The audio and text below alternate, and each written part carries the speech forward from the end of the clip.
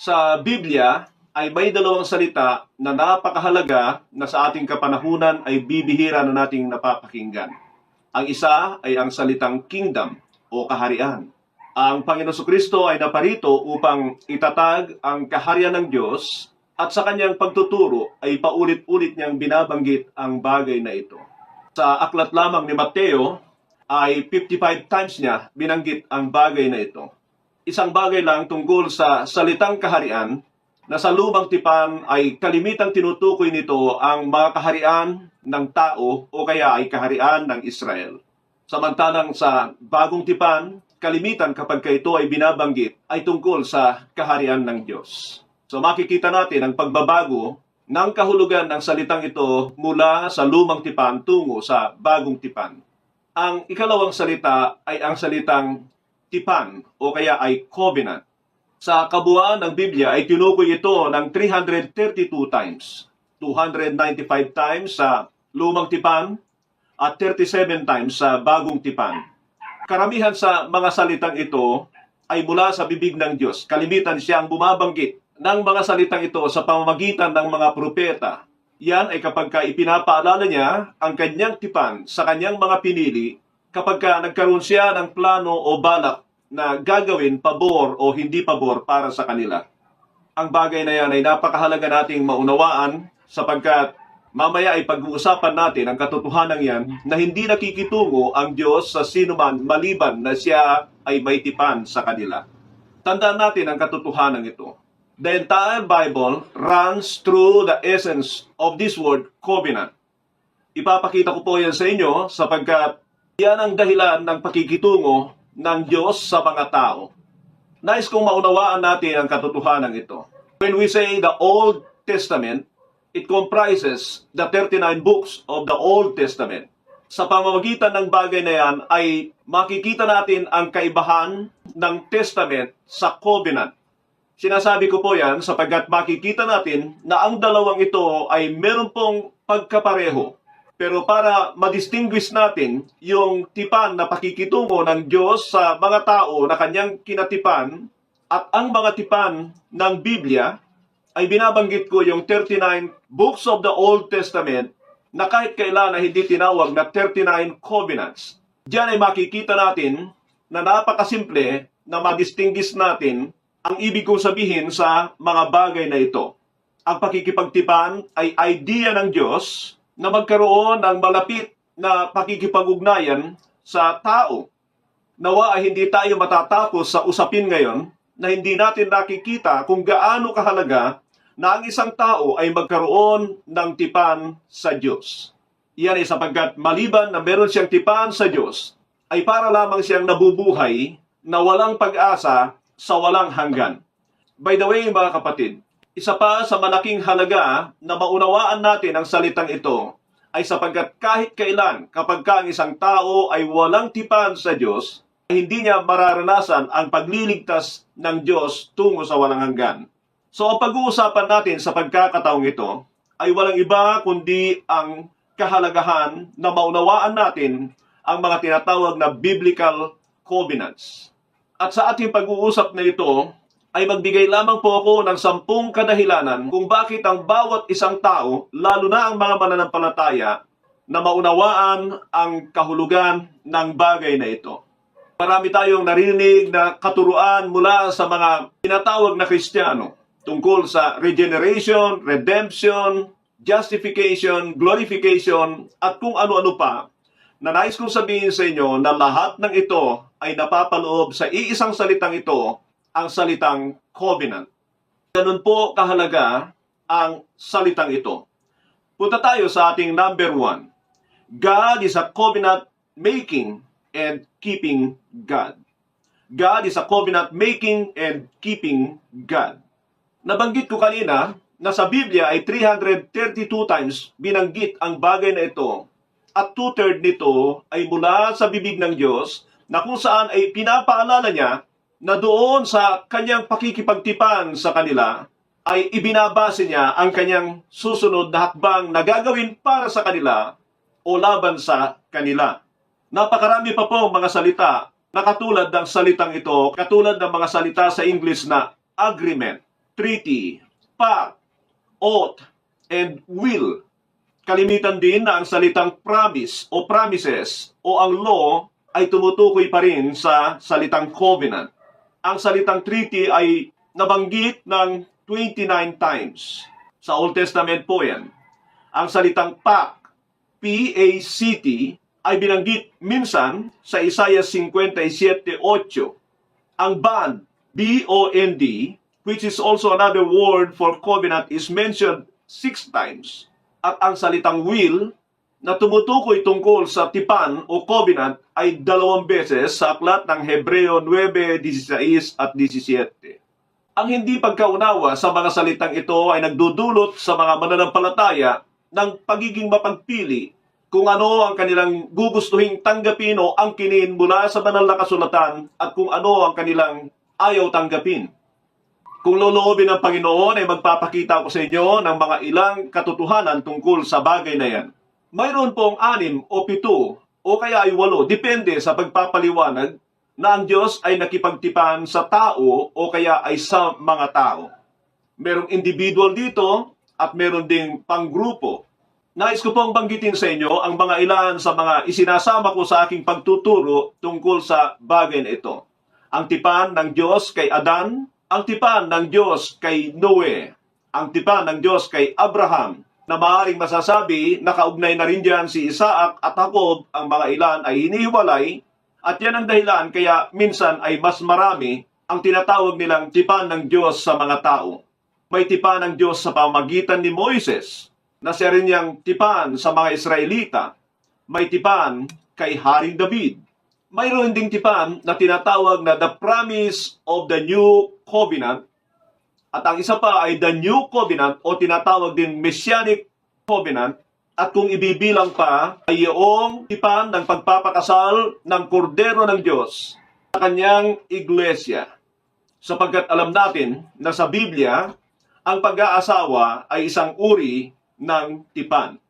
Isang bagay pa ang aking nakikita na kapag kaaaninagin natin ang Biblia, ay mapapansin natin na mula nung pumasok ang kasalanan sa sangkatauhan, hindi po sa pamamagitan ng tao kundi sa pamamagitan ni Satanas, ay nakikita ko na sa pagpaplano ng Diyos sa kanyang mga gagawin, ang Ama ay nakipagtipan sa kanyang anak upang sa darating na panahon ay gampanan niya ang mga dapat niyang gampanan para sa pagliligtas sa tao. Maalala ko ang binanggit sa Psalm chapter 2 verse 7. I will proclaim the Lord's decree. He said to me, "You are my son. Today I have become your father." At yan po ay nabanggit din sa Hebreo 1:5. Doon sa sinabi niya na, "Today I have become your father," was a certain time, not that Jesus, the Son of God, was created or existed, but a certain time that the Father and the Son have to make a covenant, a period of covenant, para sa isang mahalagang mission ng kanyang bugtong na anak. Ito ay tungkol sa pagliligtas sa tao na kailangan niyang magkatawang tao upang sagipin ang sangkatauhan. So dito ay makikita natin that God indeed is a covenant-making God. At kung titingnan na natin sa ating panahon, sa pamamagitan ng Biblia, ay makikita natin na tinupad o tinutupad ng Diyos ang kanyang mga sinasabi. So yan po ang ating number 1. Pangalawa natin ay God deals with people through covenant. God deals with people through covenant. Nangangahulugan po ito na kapag walang tipan ang tao sa Diyos o ang Diyos sa tao, ay katulad ng nasabi ko kanina na walang obligasyon ang Diyos para iligtas ang tao at wala ring obligasyon at pribilehiyo ang tao mula sa Diyos. Nangangahulugan ito na parang nabubuhay lamang siya sa sinabi ng Panginoon, He causes His sun to rise on the evil and the good, and sends rain on the righteous and the unrighteous. So nakakaranas po ang mga taong ito, yung mga hindi matuwid, ng sinag ng araw, ng ulan mula sa biyaya ng Diyos. Subalit, isang bagay ang kanilang hindi mararanasan, ang pagkakaroon ng kaligtasan mula sa kanilang mga kasalanan at kaligtasan sa walang hanggan. Nangangahulugan po yan ng paghihintay na lamang ng puot ng Diyos para sa kanila sapagkat ang kasalanan ay nagdudulot ng kapahamakan. Linawin ko lang po ang katotohanan ito. Ang covenant is a connection with God wherein He obliged Himself to save the sinner. Every time na nakikipagtipan ang Diyos sa sino man, kahit sino man sa mga tao na kanyang kinatipan sa Biblia, ay makikita natin na inoobliga ng Diyos ang kanyang sarili para sa kaligtasan ng taong ito. Marahil ay sasabihin natin kay Noe ay kaligtasan sa physical, na sa tingin ko ay masasabi rin natin na may kaugnayan sa kanyang kaligtasan sa walang hanggan. Isang bagay na makikita natin diyan, na kapag ka ang Diyos ay nakikipagtipan sa tao, ay nangangahulugan ito ng paglilinis sa kanila, pagpapabanal sa kanila, nang sa gayon ay magkaroon siya ng kaugnayan sa kanila. Marahil sa ating pinag-aaralan tungkol sa kaligtasan, ito yung matatawag na justification, na kung saan ay pinapatawad tayo ng Diyos sa ating mga naging kasalanan sa nakaraan. Subalit, yan po ay hindi lamang hanggang doon, sapagkat meron pong dalawang uri ng tipan ang Diyos. Yung tinatawag na non-conditional at conditional. At kapag ito ay conditional, ay nangangahulugan na nagbibigay siya ng pamantayan, batas, o kaya ay mga alituntunin na kailangang sundin ng taong yon, nang sa gayon ay patuloy niyang maranasan ang pabor ng Diyos. Ipagpalagay na natin ang mga Israelita na ang Diyos ay nagbibigay sa kanila ng kondisyon na kapag kasusundin nila ay makakaranas sila ng biyaya at pagpapala ng Diyos sa kanilang mga buhay, at kapag ito ay kanilang sinusuway ay makakaranas naman sila ng pagpapalo o pagpaparusa ng Diyos sa kanila. Sa halimbawang yan ay makikita natin ang mga sinabi ng Leviticus chapter 26 at Deuteronomy chapter 28. So nandyan po yung mga blessings and curses. At yan ay makikita natin ang paraan ng pakikitungo ng Diyos sa kanyang mga kinatipan o pinili. Sinabi sa Ezekiel chapter 16 verse 59 and 60. This is what the sovereign Lord says, I will deal with you as you deserve, because you have despised my oath by breaking the covenant. Yet I will remember the covenant I made with you in the days of your youth, and I will establish an everlasting covenant with you. So dito sa sinabi ng Panginoon, I will deal with you as you deserve, bagamat ito ay nagbibigay ng kaisipan na negatibo sa atin sapagkat nangangahulugan ito ng pagpapalo ng Diyos sa kanila. Ang mahalagang unawain natin dito ay sapagkat ito ang nakalagay sa tipan ng Diyos sa kanila. Sa isang bahagi naman na kung saan ay sinabi ng Panginoon, Yet I will remember the covenant I made with you in the days of your youth, ay nagbibigay ito ng kaisipan na positibo para sa kanyang mga pinagsasabihan. Yan po ang mga Israelita. Sinabi pa sa Amos 3:2 at saka 3, You only have I chosen of all the families of the earth. Therefore I will punish you for all your sins. Do to walk together unless they have agreed to do so. Dito ay makikita natin yung mga sinasabi ko na dahil pinili ng Diyos ang mga Israelita po ang tinutukoy niya rito, hindi po pangkalahatan ito. Sinasabi niya sa kanila sa aklat ni Amos, You only have I chosen of all the families of the earth. Kapag naunawaan po natin ay nangangahulugan po yan ng pakikipagtipan ng Diyos sa kanila. At dahil nga po sa panahong yan ay hindi po nila sinusunod ang mga pamantayang ibinigay ng Diyos o ang mga batas ng Diyos, ay sinabi niya sa kanila na I will punish you for your sins. Nais ko lang pong sabihin sa inyo na ang pagdidisiplina ng Diyos ay dala ng kanyang pag-ibig sa tao upang magkaroon ng kaisipan o manumbalik ang kanyang kaisipan na ang Diyos na kanyang katipan ay banal at kailangan niyang ayusin ang kanyang pamumuhay. At sa verse 3, makikita natin dito, Do two walk together unless they have agreed to do so? So there was an agreement between these people and God bago niya gawin ang lahat ng bagay na ito. At yan ang sinasabi ko tungkol sa God deals with people through covenant. Mahalagang katanungan po sa atin ay kung ang new covenant na kinagbibilangan ng mga mananampalataya o ang iglesia ng Diyos sa bagong tipan ay mahalagang maunawaan natin kung ito ba ay conditional o non-conditional ang mga provision nito. At ano nga ba ang mga pamantayan o mga batas ng Diyos para sa kanyang mga katipan sa New Covenant. Nagkakaroon na po kayo ng idea dyan at yan ay malaking bentahe para malaman ninyo kung ano nga ba ang kaligtasan. Kung ang kaligtasan ay eternal security o kaya ay conditional security. At kung totoo nga ba ang once save, always save. Malaking basehan po yan tungkol sa mga pagtuturo tungkol sa kaligtasan. Punta tayo sa pangatlo. If we don't understand the biblical covenants, we will not understand the Bible. Nais ko pong sabihin sa inyo na nakikita ko na ang pinakamalaking kamalian sa pag-iinterpret sa Biblia ay ang hindi pagkaunawa sa mga tipan ng Diyos sa tao. Ang katotohanan, there is an Old Testament and there is also an Old Covenant. Ay nangangahulugan na may New Testament and there is a New Covenant.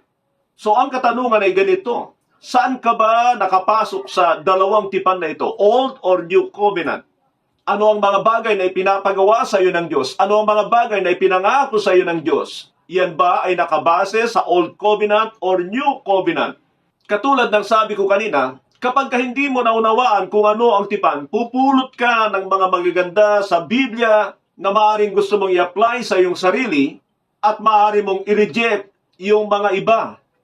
At yan po ay katotohanang nangyayari sa mga maraming Kristiyano. Bigyan ko muna kayo ng isang halimbawa. Laganap ang paggamit ng mga Kristiyano sa Jeremiah 29:11.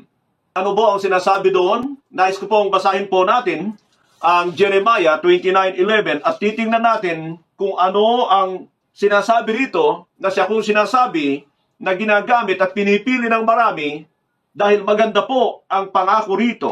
Ganito po ang sabi ng Panginoon. For I know the plans that I have for you, declares the Lord. Plans to prosper you and not to harm you. Plans to give you hope and future. Ayan po, hindi ba yan ang paborito ng marami sa ating kapanahunan? Alam niyo mga kapatid, una ay nais kong sabihin sa inyo, ang Diyos ay mabuti. Kalikasan niya ang pagiging mabuti at mapagmahal. Sa bagay na yan ay maaari nating sabihin o itanong na lamang sa ating sarili kung bahagi ba tayo sa katipan ng Diyos. Sapagkat katulad ng sabi ko, dun lamang na i-apply ang kabutihan ng Diyos sa mga tao na pumasok sa mga pakikipagtipan sa Kanya. Pangalawa na nais kong unawain natin dito ay sino ang mga kausap ng Diyos sa panahong ito. Pwede bang i-apply sa atin ang prinsipyo na sinasabi ng mga talatang ito o ng talatang ito? Sinabi ko po yan upang ipaunawa sa inyo na kami po sa TBTI ay nagtuturo na mahalaga ang Old Testament at meron tayong mga prinsipyo na makikita na maaari nating i-apply sa atin o hindi natin maaaring i-apply sa atin. Now, kung ina-apply natin sa atin ang Jeremiah 29:11, nais ko munang sabihin sa inyo yung sinabi ng verse 10. This is what the Lord says. When 70 years are completed for Babylon, I will come to you and fulfill my good promise to bring you back to this place. So yan po ang konteksto ng sinasabi ng Jeremiah 29, na ang una ang kausap ng Panginoon ay ang mga Israelita na kung saan ay ipapadala sila sa pagkabihag sa Babylonia sa loob ng 70 years dahil sa kanilang mga pagsuway sa Kanya. Unawain niyo ang katotohanan ito. Kung i-apply natin ng personal ang bagay na ito, ay nangangahulugan galing tayo sa pagkabihag for 70 years. Meron ka na bang 70 years sa pagkabihag? Sapagkat dito ay makikita natin na ibabalik lamang ng Diyos ang mga Israelita, hindi ito personal na pangako sa individual, ito ay sa bayan ng Israel, sapagkat karamihan ng mga ipapadala sa Babylonia for 70 years ay nangamatay na. Ubus na sila. Uubusin muna sila ng Panginoon doon. At yung mga bagong sibol, bagong henerasyon na marami sa kanila ipinanganak sa pagkabihag ay nangatuto sa kanilang mga sinapit. At yun ang ibabalik ng Diyos sa Israel na siyang sinabihan niya ng pangako, for I know the plans that I have for you, declares the Lord, plans to prosper you and not to harm you, plans to give you hope and future. At dahil yun ang maganda, yun lang ang dinudukot nila sa mga talatang ito at hindi nila tinitingnan yung konteksto, lalo't higit ay hindi nila inuunawa sapagkat pangit na. So tandaan ninyo ang katotohanan yan. Ganyan po ang nangyayari kapag hindi natin inuunawa kung sino ang kausap ng Diyos. Ang kausap ng Diyos dito ay ang mga Israelita na kanyang katipan sa Old Covenant. Ulitin ko po yung sinabi ko kanina, kailangang ipadala sila sa pagkabihag for 70 years. Uubusin muna sila dahil sa katigasan ng kanilang mga ulo at yung mga bagong henerasyon na malamang ay ipinanganak doon sa pagkabihag, ay siya niyang ibabalik dito dahil meron pong pangako ang Diyos sa kanila at sa kanilang lupain. Diyan ay makikita natin kung anong uri ng hermeneutics o pagpapaliwanag sa Biblia meron ng mga tao na hindi naunawaan ang covenant. Maalala ko yung nakausap ko na Seventh-day Adventist na panayang quote sa akin from the Old Testament. Tungkol ito sa Sabat. At alam po ninyo, sabi ko, ikaw ba ang kausap ng Diyos dyan? O tayo ba na mga hentil ang kausap ng Diyos dyan? Karamihan po dyan, nakausap ng Diyos sa Old Testament ay ang mga Israelita tungkol sa Sabat. Bagamat yan po ay malawak na usapin, pero kung titingnan ninyo ay yun ang kanilang pinagkukunan ng kanilang pansuporta sa kanilang tinatayuang doktrina. Nais ko pong basahin ang Roma 9:4. The people of Israel, theirs is the adoption to sonship. Theirs is the divine glory, the covenants, the receiving of the law, the temple worship, and the promises. Dito ay makikita natin that Paul was explaining or speaking about the Old Testament and about the people of Israel. The people of Israel, theirs is the adoption to sonship. Nang ibig sabihin niyan, sila ang mga pinili ng Diyos sa lumang tipan. Nakipagtipan sila sa tinatawag na Old Covenant. The receiving of the law sa kanilang mga batas. So isipin niyo po, anong batas ang ginagamit natin? Ang Ten Commandments? Nako, malaking problema yan kapag practical na in-apply natin sa atin ang Ten Commandments. Maalala ko yung 3 bishop o 2 bishop na nag-uusap sa telebisyon. Nasabi nila, para pagpalain ng Diyos ang bansang Pilipinas ay kailangang sundin ng Pilipinas ang Ten Commandments. Alam niyo po, nanlilit ako doon sapagkat itong mga taong ito ay bishop ng mga tinatawag na born again ng malaking grupo sa Pilipinas. Kilala po ang mga bishop na ito. Hindi ko lang matandaan kung 2 o 3, pero yung kanilang dinidiscuss national o international na sa pamamagitan ng pagsunod sa Ten Commandments ay pagpapalain daw ng Diyos ang Pilipinas. Mga kapatid, mga kaibigan, sinasabi ng Galatia 3:10 na dahil sa hindi pagsunod sa kautusan, ang Israel ay nasa ilalim ng sumpa. At ngayon, nandito tayo na sasabihin natin, pagka nasunod natin yan, ay pagpapalain ng Diyos ang bansang Pilipinas. Diyan natin makikita na hindi nila alam kung para kanino yon, sapagkat alam natin ang batas para sa atin ay ang mga batas ni Kristo. At nais kong sabihin na mas mataas ang batas ni Kristo kaysa doon sa Ten Commandments. Ipaliwanag ko lang po ang ilan na sinabi ng Panginoon. Narinig ninyo nung una na sinabi, huwag kayong papatay. Subalit sinasabi ko sa inyo ngayon, sino man may galit sa kanyang puso laban sa kanyang kapatid ay pumapatay na. So makikita natin ang malaking kaibahan ng batas na ibinigay sa pamamagitan ni Moises sa mga Israelita at ang batas ng Panginoon Kristo para sa kanyang iglesia o sa mga mananampalataya na maaari kang mamamatay tao sa pamamagitan lamang ng pagkikimkim ng galit sa iyong puso laban sa sino man. Samantalang sa batas ni Moises, kung i-apply mo, ay kailangan ka munang kumitil ng buhay bago ka matawag na mamamatay tao. Sa batas ni Kristo, ay meron ka lang galit na pinananatili sa iyong puso, mamamatay tao ka na. Paano kapag papalain ng Diyos niyan? At yung iniisip pa nila na mga pagpapala ay material na bagay. Mamaya ipapaliwanag ko po yan. Pero nais ko lang sabihin sa inyo ang katotohanan ito na nakakalungkot po ang ganitong mga pagtuturo at ang isa sa mga dahilan ay hindi pagkaunawa sa mga tinatawag na biblical covenants o covenants na itinuturo ng Biblia. Nais ko namang basahin sa inyo ang Efeso 2:11 hanggang 13.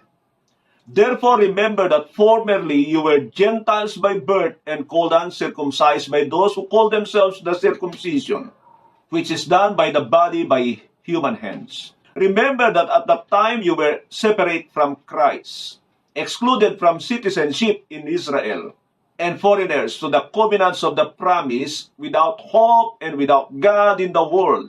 But now in Christ Jesus, you who once were far away have been brought near by the blood of Christ. Alam natin na ang kausap ni Apostol Pablo rito ay mga taga-Efeso. At malinaw na sinabi niya, diretsang tinukoy niya, formerly, you who are Gentiles by birth, called uncircumcised. Binibigyan niya ng emphasis yung circumcision because that was the token of the old covenant, the covenant with Israel. At ang sabi niya sa verse 12, remember that at the time you were separate from Christ, excluded from citizenship in Israel, and foreigners to the covenants of the promise. At diyan ay makikita natin na malinaw na dito lamang ganap na binigyan ng Diyos ng karapatan ng mga hentil na pumasok sa pakikipagtipan sa Kanya. At dahil wala silang tipan sa Diyos, pakinggan niyo ang Kanyang sinabi, without hope, without God in the world, but now in Christ Jesus, you who were once far away have been brought near by the blood of Christ. Dito po ay makikita natin yung mga essence ng covenanting ni God.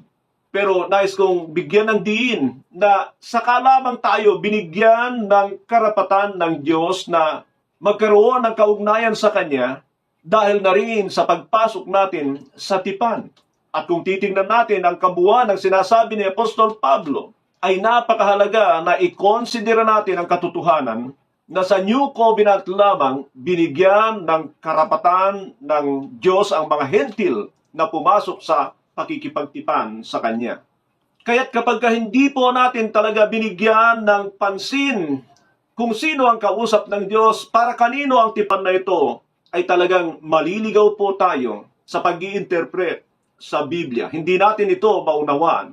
At nakita ko ang katotohanan ito sa marami na hindi sila interesado na pag-aralan ang bagay na ito sapagkat it seems like it's a waste of time to study the biblical covenants. Oo nga naman, baka hindi na nila kayang i-apply kung ano ang gusto nila at hindi na rin nila matatanggihan yung mga bagay na ayaw nila kapag isama nila ang katotohanan tungkol sa mga biblical covenants na ito. Ang pang-apat, we are vulnerable to sin due to the ignorance of the covenants. So, hindi lamang na hindi natin ma-interpret. Of course, pag hindi na natin ma-interpret, it is a sin to just sporadically use the Word of God in the way we want to use it. Hindi po pwedeng ganoon ang paggamit sa Biblia. Mapapasama tayo sa kampo ni Satanas na kung saan-saan lang niya gagamitin ang salita ng Diyos ng walang kapararakan. Kanina, ipinakita ko na sa inyo, doon sa Ten Commandments pa lamang, kapag kayo nang ginamit natin sa ating kapanahunan, mga mananampalataya o ang iglesia ng Diyos, ay matagal na tayong nagkakasala bago pa iniisip natin na nagkakasala tayo. Sapagkat yung Ten Commandments, halimbawa lang po ito, there are almost 700 commands of God in the Old Testament. Ang ginagamit ko pa lang dito ay yung tinatawag na moral law o Ten Commandments para madali nating makita na kung yun ang i-apply natin sa ating kapanahunan, ay matagal na tayo nagkakasala bago pa nating inisip na nagkakasala tayo. Gamitin ko naman ngayon yung sinabi ng Panginoon. You have heard that it was said. Speaking about the Ten Commandments, thou shalt not commit adultery. So yan po yung ikapito sa 10 utos. At sinabi ng Panginoon, but I tell you, if anyone looks lustfully at a girl, he has already committed adultery with her in his heart. At diyan ay makikita natin na hindi ka pa tumatabi sa isang opposite sex o kahit kanino na hindi mo asawa, ay nagkakasala ka na sa batas ni Kristo ng pangangalo niya. Tumingin ka lang ng may mahalay na pagnanasa sa isang babae. Ganon din naman, siyempre, sa mga babae, sa mga lalaki, ay sinasabi ng batas ni Kristo na nagkakasala ka na ng pangangalo niya. At ako'y naniniwala na marami ang ganyan ang kaisipan na hanggat hindi sila tumatabi ng opposite sex o ng hindi nila asawa, ay iniisip nila na hindi sila nagkakasala ng pangangalo niya. Pero yung matinding pagnanasa sa kanilang mga nagugustuhan, ang panunood sa mga pornografiya ay patuloy nilang ginagawa sapagkat iniisip nila na wala naman silang ginagawang pangangalunya sa isang tao. Magandang isipin natin ang katotohanan ito, mga kapatid. Kapag tayo ay nag-a-abroad, ino-orient po tayo tungkol sa mga ilang mahalagang batas na dapat nating maunawaan sa mga batas ng ibang bansa. Bakit po ba ganon? Sapagkat bawat bansa ay may mga pagkakaiba-iba ang kanilang mga batas na nangangahulugan ito na kapag tayo ay nagpunta sa ibang bansa, hindi natin may apply ang batas ng ating bansa. Hindi natin pwedeng sabihin, ganito sa amin, ito ang batas sa amin. No! Ang iiral sa kanilang bansa ay yung batas nila. At yun ang kailangan nating sundin. Ang punto ko po rito, mga kapatid, na yung Old Covenant ay meron pong old law, mga batas para sa mga nakaraan. Na yun ay masasabi nating obsolete, expired, na hindi natin pwedeng gamitin. At alam nyo, para patunayan po sa inyo, basahin nyo po ang Hebreo 8:13 na meron pong na-expire na covenant at meron pong existing new covenant at ang dalawang yan ay mayroong magkaibang batas. Diretsahan ko pong sabihin sa inyo na yung batas ng Old Covenant sa pamagitan ni Moises, actually ay hindi na nga tayo kasama at meron pong mga na-expire doon. Ganon din naman na meron na ng mga bagong batas na kailangang pairalin. Kung yung batas lamang ng Pilipinas ay makikita natin na ina-amend po ito sapagkat ito ay tinutugma sa kapanahunan, yung pa kayang batas na hindi naman tayo sinasakop, yun ang kiniklaim natin na kailangan nating sundin. Nangangahulugan po yan ng pagkakasala kapag kaganoon ang ating ginagawa. So ilan lamang po ito sa malinaw na mga puntos na ipinapakita ko sa inyo na hindi makakaiwas sa pagkakasala ang taong ang pinapairal ay ang batas ng lumang covenant na expired. Dito nga lamang sa Pilipinas, kapag meron tayong expired na lisensya, hindi na natin magagamit, driver's license. O kaya ay kapag meron tayong expired na rehistro, hindi na rin natin pwedeng gamitin yung ating sasakyan. Bakit ngayon ay yung expired na covenant ay gustong i-apply ng marami sa kanila? Alam niyo kung bakit? Kasi ang mga pangako doon ay para sa mundong ito. Actually, yun ang malaking kamalian na nangyayari sa mga umaangkin noon, pero inaangkin nila yon sapagkat ang kanilang habol ay mga bagay sa mundong ito. Nais ko na rin pong idagdag ang mga katotohanan ito sa Hebreos 8:6. But in fact, the ministry Jesus has received is as superior to theirs, as the covenant of which he is the mediator is superior to the old one, since the new covenant is established on better promises. Nababanggit ko kanina, yung mga hinahabol na mga pangako sa Old Testament. Pero alam ba ninyo na mas maganda ang mga pangako sa tipan sa pamagitan ng Panginoon Jesucristo o ang tinatawag na New Covenant? At ang isang katotohanan pa ay baka kapag kang hinabol mo ay ang mga pangako sa Old Covenant ay hindi mo pagnanasaan ang mga pangako na mas magaganda sa pamagitan ng Panginoon Jesucristo sapagkat yung mga yon ay hindi pa nakikita sa kasalukuyan. They are for eternity. While the promises on Mosaic Covenant, on the Mosaic Covenant, are temporal. Sa Hebreo 11:40, God has planned something better for us so that only together with us would they be made perfect. Ito po ang mga binabasa ko sa inyo ay pinapakita ko na mas magtitindi, mas magaganda ang mga pangako sa pamamagitan ng Panginoong Jesucristo. At dito pa sa Hebreo 9:15, for this reason, Christ is the mediator of a new covenant, that those who are called may receive the promised eternal inheritance. Alam niyo, nakita ko pa yung mga Kristiyano na umaangkin ng malawak na lupain sa mundong ito. At yun ang iniisip nilang pagpapala. Pero ito, mga kausap ni Apostol Pablo, ako yun ang aking pinapaniwalaan na siyang sumulat sa aklat ng Hebreo, na kung saan ay kinumpiska o inagawan ng kanilang mga ari-arian, ay sinasabihan sila na huwag niyong talikuran ng pananampalataya sapagkat may higit na pangako, mga walang hanggang pangako sa pamamagitan ng Panginoong Jesucristo. Alam niyo mga kapatid, laliman niyo pa po ang pag-aaral tungkol sa bagay na ito, na ang Panginoon Kristo at ang mga alagad niya ay hindi nag-abol ng mga material na bagay, mga temporaryong bagay sa mundong ito. Hinamon sila ng Panginoon na iwanan ang lahat ng bagay alang-alang sa paghahari ng Diyos. Subalit sa ating kapanahon ay makikita ninyo na ang ipinapangako ng maraming mga ngaral ay mga bagay sa mundong ito sa sino mang nagnanais sumunod sa Panginoong Jesucristo. Iyan po ay nangangahulugan ng pagkagulo-gulo ng kanilang unawa tungkol sa kung ano ang pangako para sa New Covenant at kung ano ang mga pangako sa Old Covenant. At kapag inangkin mo yung hindi ipinangako ng Diyos sa atin, na kapag hindi tinupad ng Diyos ay iniisip mo pang madamot o niloko ka ng Diyos o kaya ang Diyos ay hindi tumutupad sa kanyang mga pangako. Totoo yun sapagkat hindi yun pangako para sa atin. Iba ang pangako sa atin ng Diyos, pangwalang hanggan. At yan ay mahalagang katanungan para sa iyo. Ano ba ang habol mo? Temporaryo o pangwalang hanggan? At ang marami ay pareho. Ang nakakalungkot lang diyan ay sa hamon ng Panginoon na kailangan pakawalan natin ng mga temporaryo alang-alang sa paghahabol ng mga walang hanggan, ay kinakailangan nating gawin ang mga bagay na ito. Maalala ko yung sabi na aklat ng Mateo 9:16-17.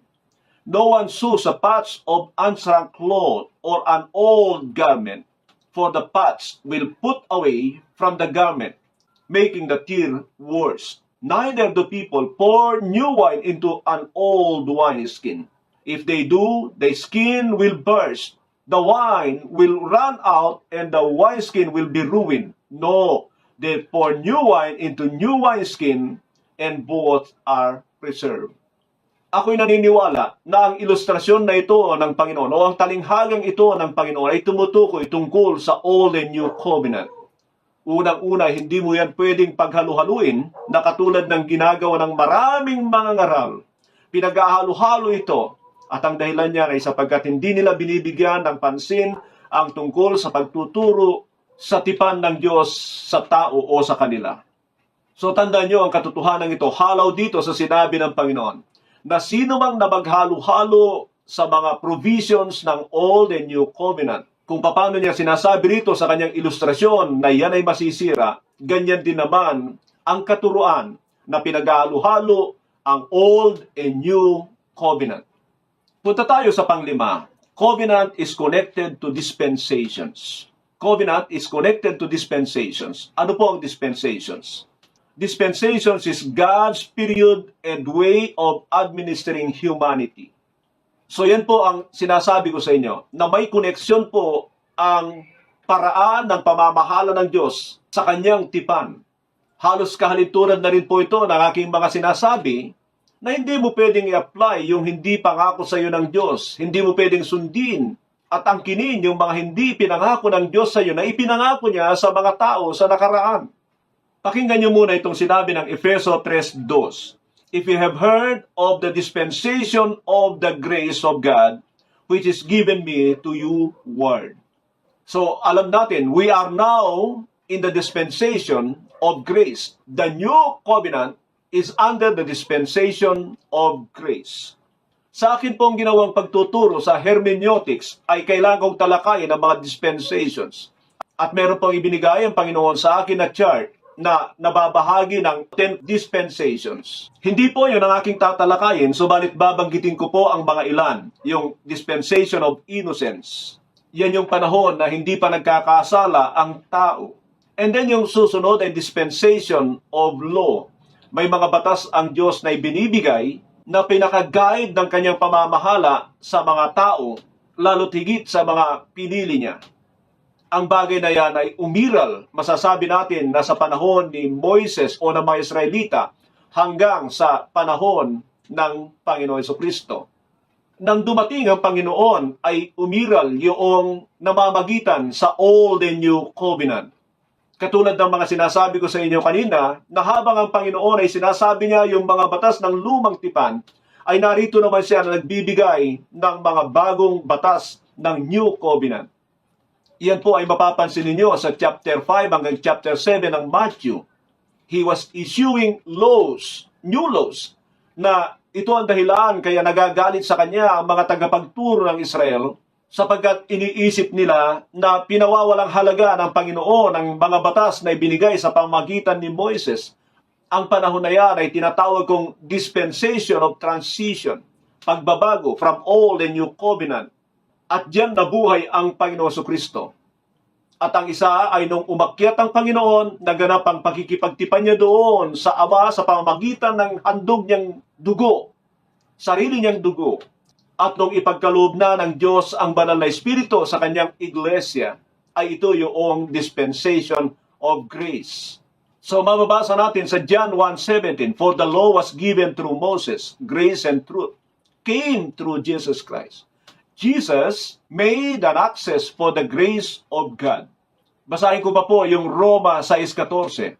"For sin shall no longer be your master because you are not under the law, but under grace." Yung law rito ay yung law ni Moises. At sinasabi ni Paul sa mga taga-Roma, you are under grace. Now, nais ko lang bigyan ng konting pansin ito, mga kapatid.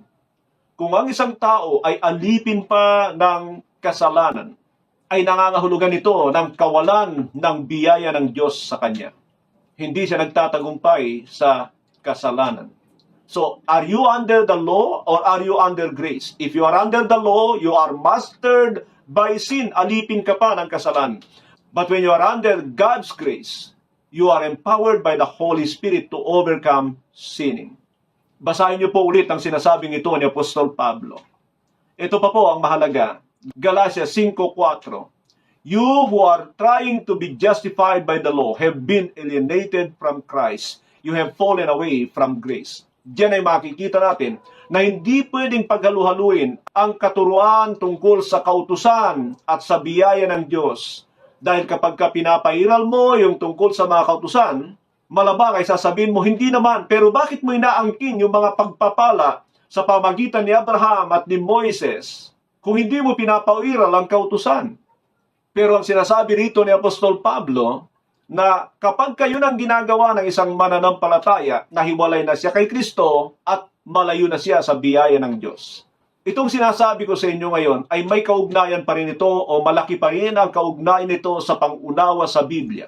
Pinapakita ko lang po sa inyo na yung pamamahalang umiiral sa panahon ng New Covenant is the dispensation of grace, at yan ay hindi lamang dapat maunawaan ng isang mananampalataya, kundi maranasan. Maring kaya mong i-explain ito ngayon pagkatapos nito, subalit ang mahalaga sa Diyos ay maranasan mo kung paano mo maisabuhay ang nasa ilalim ng biyaya ng Diyos.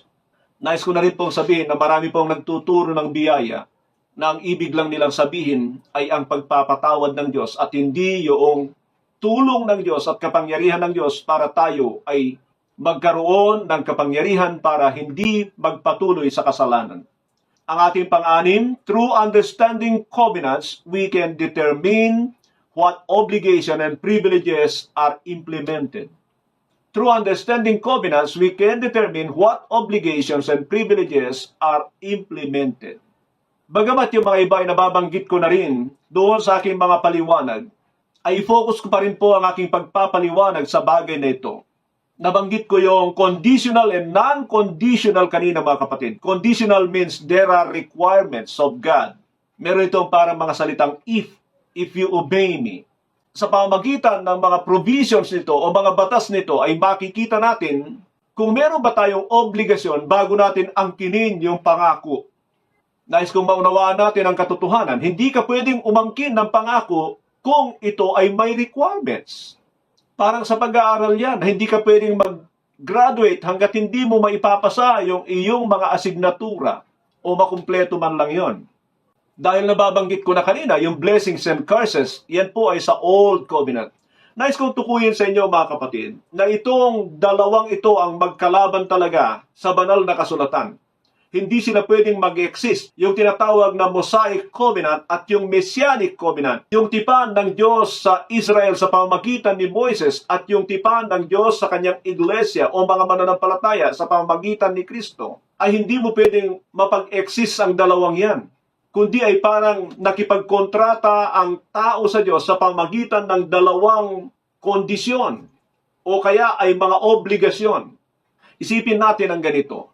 Ang isang kontraktor ay hindi pwedeng magkaroon ng dalawang kontrata sa isang gagawin niyang bahay. Magkakaroon sila ng malaking problema nung kanyang pinagtatrabahuan o ginagawa ng bahay kapag ginawa nila ito. Parehong hindi papayag yung may-ari ng bahay at yung kontraktor, nadadampot lang sila kung ano ang gusto nila na i-implement sa kanilang ipinapagawa o ginagawa. So sa pamamagitan ng pagkaalam ng obligation and privileges, ay alam natin kung ano ang para sa atin at hindi natin dapat angkinin o kaya ano ang sundin natin at hindi natin dapat ipasunod sa ating kapanahunan. Punta tayo sa pampito. True understanding the biblical covenants avoids us from wrong worship or service or Christian piety. Ulitin ko po. Understanding covenants avoids us from wrong worship, service, or Christian piety. Makikita natin na marami po sa mga ginagawang pagsamba ng mga Israelita ang ina-apply natin sa ating kapanahunan. Subalit, katulad ng sinasabi ko, na yung Old Covenant ay expired, bukod sa hindi para sa mga hentil yun, ay meron pong mga bago ang Panginoong Kristo na kailangang malaman at maunawaan at maisabuhay. So, bukod po sa pamumuhay, makikita nyo kaagad yung nasa chapter 5 to chapter 7 ng Matthew, ay makikita nyo ang malaking kaibahan ng sinasabi ng Panginoon ang mga ilang bagay tungkol sa pagpatay, sa pangangalunya, sa pangangako, sa pakikitungo sa masamang tao, at mga iba pa. Bigyan ko po kayo ng halimbawa. Marami sa atin ay sanay na sanay sa mga pasigaw-sigaw, maingay na mga tugtugan. Yun ay sapagkat marami tayong mababasa sa Old Testament na yan ang ginagawa ng mga Israelita at requirement sa kanila ng Diyos. Pero alam natin na nung pumarito ang Panginoon ay sinabi niya, "A time has come and has now come that those who worship the Lord must worship Him in spirit and in truth."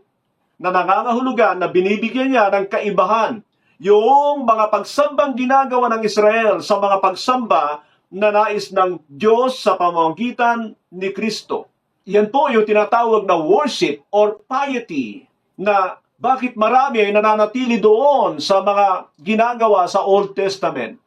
Samantalang ang Panginoon ang nag-i-introduce ng bago na hindi natin inuunawa ay sapagkat inaakala natin hindi ito mahalaga. So isa na naman po yan sa mga ginagawa ng marami na expired na, ipinipilit pa rin sa Diyos, tanggapin mo ito, Panginoon, tanggapin, ayaw ko ng ganyan. Yan ang tila sinasabi ng Panginoon, hindi ganyan ang nais ko sa New Covenant. At sa bagay na yan ay meron pong pagtuturo ang TBTI tungkol sa spiritual worship. Isa pa na makikita natin ay ang pagkakaroon ng magkakaiba-ibang pananaw tungkol sa tithing. Bakit nga ba may sumasang-ayon at patuloy nagpapatupad nito at merong hindi nagpapatupad nito? Nasubukan nyo na bang laliman ang inyong pag-aaral tungkol sa bagay na ito? Yung mga iba, dahil nakikinabang, hindi na nila pinag-aaral nito at insistent sila doon sa pakinabang para sa kanila. Hindi yung nais ng Diyos. At yan ang isang bagay na nakakalungkot. Marami pang ganito, mga kapatid. Hindi ko po ipapaliwanag yan dito lahat sapagkat limitado ang ating oras. Pero ipinapakita ko sa atin na malaki ang kamalian kapag hindi natin nauunawaan ang tungkol sa mga tipan ng Diyos sa tao. Punta tayo sa pangwalo. Understanding biblical covenants induce us to learn the provisions of the implemented new covenant. Induce means parang hinihimok tayo na pag-aralan yung mga provisions ng new covenant. Alam natin na tayo ay nagpapasimulang makaunawa sa tinatawag na biblical covenants kapag ninanais na nating pag-aralan ang mga provisions nito, yung mga batas. Alam natin na sa mga Israelita ay kailangan kabisaduhin nila yung mga batas ni Moises o batas ng Diyos sa pamagitan ni Moises. Sa atin ay sinabi rin naman ng Panginoon, "Go therefore and make disciples of all nations, baptizing them in the name of the Father, the Son, and the Holy Spirit, and teaching them to obey all that I have commanded you." So diyan ay makikita natin, we want to make disciples, followers of Christ, but without understanding the provisions of the new covenant, the law of Christ. Hindi tayo makakagawa ng mga alagad. Marahil ay alagad mo, tagasunod mo, alagad ng simbahan nyo, pero hindi yan alagad ni Kristo. Iyan ang katotohanan tungkol sa bagay na ito. Ang ating pangsyam, understanding biblical covenants, we realize how and when we Gentiles entered into covenant with God. Kanina ay binasa ko sa atin ang Efeso 2:11 hanggang 13. At doon ay makikita natin na sinasabi ni Apostol Pablo kung kailan pumasok sa pakikipagtipan sa Diyos ang mga hentil. Sa Aklat ng Gawa ay makikita natin ang pagsasalita ng iba't ibang wika ng mga unang binabaan ng banal na Espiritu. Ito po ay napakahalaga na may kaugnayan nito sa kanilang pagpunta sa mga iba't ibang bansa. Kalaunan sa chapter 10 ay makikita natin si Apostol Pedro na pumunta sa tahanan ni Cornelio. Mga hentil po ito, pero ipinapakita ko po sa atin na sa panahong yan ay talagang tinanggap na ng Diyos ang mga hentil. Nagkaroon pa nga ng problema ang mga naunang leader ng iglesia sa Jerusalem dahil sa bagay na yan. Subalit, nang ipaliwanag ni Apostol Pedro na sila man ay tumanggap ng Espiritu ng Diyos katulad nila, ay naunawaan na nila na pumasok na sa pakikipagtipan sa Diyos ang mga hentil. Si Apostol Pablo, na tinaguriang Apostle to the Gentile, ay nag-focus siya sa mga hentil. Nagpunta siya sa mga bansa, sa mga bayan-bayan, na nagpapakita na tinanggap na ng Diyos ang mga hentil. At punta tayo sa ating pang-10. Understanding biblical covenants must encourage us to decide to enter into a new covenant with God. Katulad ng sabi ko na maunawaan mo man ang mga bagay na ito kapag hindi ka nakapasok sa pakikipagtipan sa Diyos, wala ring katuturan. Paano ba nagpasimulang nakikipagtipan ng Diyos sa atin? At kung uunawain natin ang iglesia sa Jerusalem, ang mga conversions na naganap dito ay paraan ng pagpasok ng mga tao sa tipan sa Diyos. Nandiyan yung kanilang pananampalataya sa Panginoong Kristo, nandiyan yung kanilang pagsisisi sa kanilang mga kasalanan o pagtalikod sa kanilang mga kasalanan, nandiyan ang kanilang pagpapabautismo sa tubig. At kapag ito ay inaprubahan ng Diyos, ay ibinibigay sa kanila ang Espiritu ng Diyos. Marami pong nagsasabing pumasok na sila sa tipan sa Diyos na hindi tinanggap ng Diyos sapagkat hindi nila ginawa yung mga requirements ng Panginoon. To enter into the new covenant with God, one must have to be born again. And that includes his step to believe in the Lord Jesus Christ, repent from his sins, and have to go for water baptism. Alam niyo, kapag sa lumang tipan, ang mga Israelita ay kailangang maging salin lahi ni Abraham, at pagkatapos noon ay magpatuli sila o tinuli sila at may tuturing na sila na kabahagi sa tipan ng Diyos sa Israel. Samantalang tayo sa bagong tipan ay kailangan maranasan natin ang kapanganakang muli.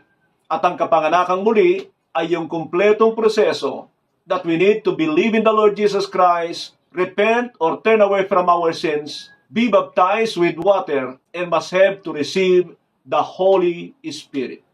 Hindi po yan ang nais kong ipaliwanag sa pagkakataong ito, pero napakahalaga na maranasan natin ang totoong kapanganakang muli para tayo ay makabahagi o makapasok sa pakikipagtipan sa Diyos. Subalit higit sa lahat ay pinakaasam-asam ko na maunawaan po ninyo kung gaano kahalaga na maunawaan ng mga mananampalataya ang tungkol sa pakikipagtipan ng Diyos sa kanila. Magandang araw po, sumagana sa atin ang biyaya ng ating dakilang Diyos. God bless.